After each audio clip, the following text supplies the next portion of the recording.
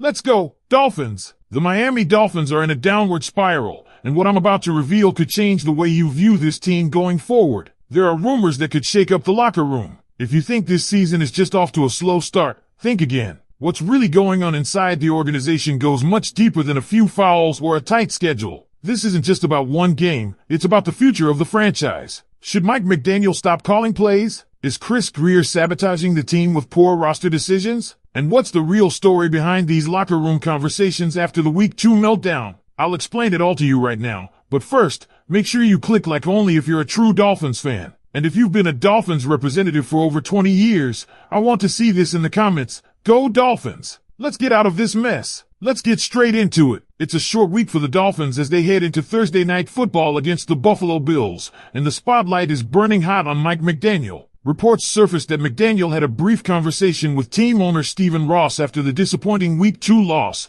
and while McDaniel downplayed the interaction, claiming it was just about game prep and how close they were to winning, let's be honest, do you really believe Ross didn't drop even a subtle warning? That's hard to buy. There's no way Ross isn't applying pressure here. Even a casual, "Michael, we need to turn this around," would be enough to rattle the head coach just days before a crucial divisional matchup. And if Ross didn't say anything, well, then we have a bigger problem. There has to be a sense of urgency, and if this team collapses again on national TV Thursday night, don't be shocked if whispers start circulating about McDaniel's job security going into Week 4. Let's shift to the injury front, where there's both hope and frustration. Austin Jackson, who was placed on IR just before Week 2, is now expected to potentially return in Week 6 against the Chargers. That's the earliest window for his comeback, and given how bad this offensive line has looked, his return couldn't come soon enough. But it doesn't stop there. James Daniels, the prized free agent signing sidelined with a pec injury, is also on track to return that same week. If both Jackson and Daniels are back by Week 6, that could stabilize this crumbling offensive line.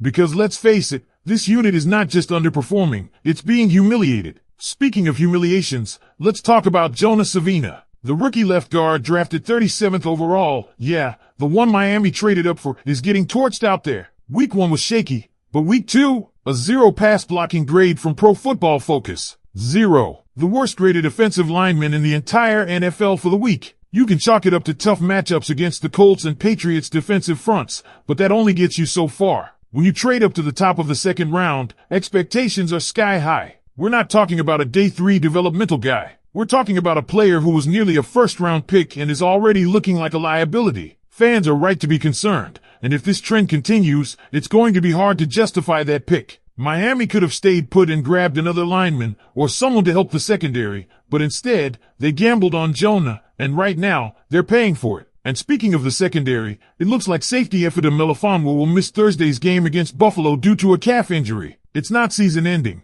but it's serious enough to sideline him for potentially multiple weeks. That leaves the Dolphins with a decision to make: start rookie Dante Trader Jr. or go with veteran Ashton Davis. Based on snap counts, Trader has clearly earned the trust of the coaching staff, outsnapping Davis in both games so far. He's aggressive in the run game but still raw in coverage, and this week will be a major test if he gets the start next to Minkah Fitzpatrick. It's a trial by fire, but it could be a necessary step in his development if Miami's going to get serious about building a real defense. Now, we've got to talk about what's becoming a chronic problem: play calling communication. McDaniel himself admitted he met with his staff to try and resolve the chaos that plagued the final drives of Week 2, delay of game, false start, illegal formation, all in crunch time. And here's the problem: this isn't new. These same communication breakdowns have haunted this team since McDaniel took over. For years of the same issue, and there's still no fix? That's not just oversight, that's negligence. It's the definition of insanity. And the only real solution might be the one nobody wants to say out loud: McDaniel has to stop calling plays, or stop being the head coach altogether. The operational mistakes are costing Miami games, and unless something changes immediately, it's only going to get worse. Oh, and while we're here, what's going on with Ollie Gordon? The rookie running back barely touched the field, logging just 1 carry in the Patriots game, and when he did, he committed a critical false start that helped kill the Dolphins' final chance at a comeback. It's especially puzzling considering that Malik Washington, a wide receiver, is getting more actual backfield carries than Gordon through 2 games. Even with Jalen Rideout injured, Gordon can't break into the rotation? That's alarming. This team is struggling to find any rhythm in the ground game, and the choices at RB don't seem to be helping. Miami's rushing attack has been almost non-existent, 12 carries in week 1, 14 in week 2. Devin Achane isn't making the impact expected, and with Gordon underused and Wright injured, the backfield is becoming another question mark in an offense that was supposed to be dynamic. And here's where things get even more complicated. The Dolphins are teetering on a very dangerous edge. You've got a team that was supposed to take the next step, one that added high-profile free agents, drafted aggressively, and committed to an offensive-minded head coach. But instead, the same issues from previous seasons are dragging this team down again. And while fans want to believe this is just a rough patch, there are deeper cracks forming. Let's take a closer look at this coaching staff. Mike McDaniel is widely praised for his offensive mind, but how many more times are we going to excuse poor clock management, sloppy execution, and inconsistent preparation? It's not just the miscommunication getting plays into Tua, it's also the inability to make in-game adjustments. The team doesn't respond well under pressure, and that starts at the top. McDaniel seems like a great guy, relatable, energetic, but this is the NFL, and charm doesn't win games. Strategy does. Execution does. And right now, Miami is failing on both fronts. What's more disturbing is that this regression isn't just visible, it's measurable. 2 weeks into the season, the Dolphins have become one of the worst teams in the league in pre-snap penalties and offensive line grading. When your rookie second-round pick is the worst-graded offensive lineman in the NFL in week 2,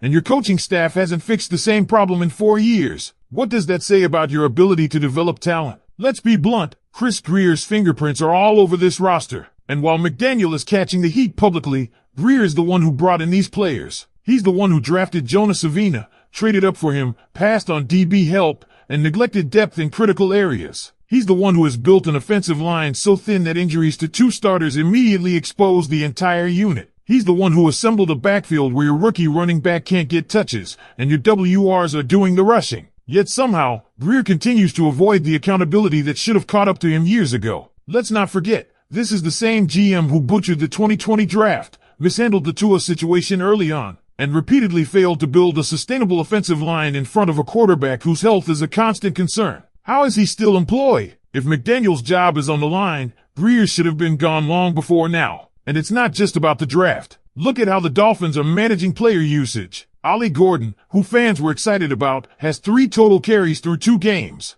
Jalen Wright is injured. The team barely runs the ball. And when they do, they're not even committing to their RBs. Meanwhile, Malik Washington, a WR, is getting more carries than Gordon. It's head-scratching, especially when you consider how much this offense struggles with balance. If Tua doesn't have a run game to lean on, he's forced to carry everything, and we've seen what happens when defenses start teeing off on him. And speaking of Tua, how long can he keep taking hits like he did in week 2? That Patriots front wrecked the Dolphins' O-line down the stretch. Tua had to improvise, scramble, roll out, because he wasn't getting any protection. It wasn't just Jonas Savina getting bullied, Larry Borum, Kean Smith, Aaron Brewer, they all collapsed under pressure. The Patriots front had their way with the Dolphins in crunch time. If you can't protect your quarterback, you're not winning anything in January, much less making it to February. It's not just about results, it's about trajectory. Right now, the Dolphins are trending in the wrong direction. There's no identity. There's no rhythm. The players look confused. The staff looks reactive instead of proactive. And the front office? Nowhere to be found. Let's not ignore the silence from Stephen Ross either. If he's having quiet chats with McDaniel but not demanding answers from Grier, what kind of accountability is really in place at the top? Fans deserve more than vague platitudes and empty talk about urgency. They deserve answers. They deserve action.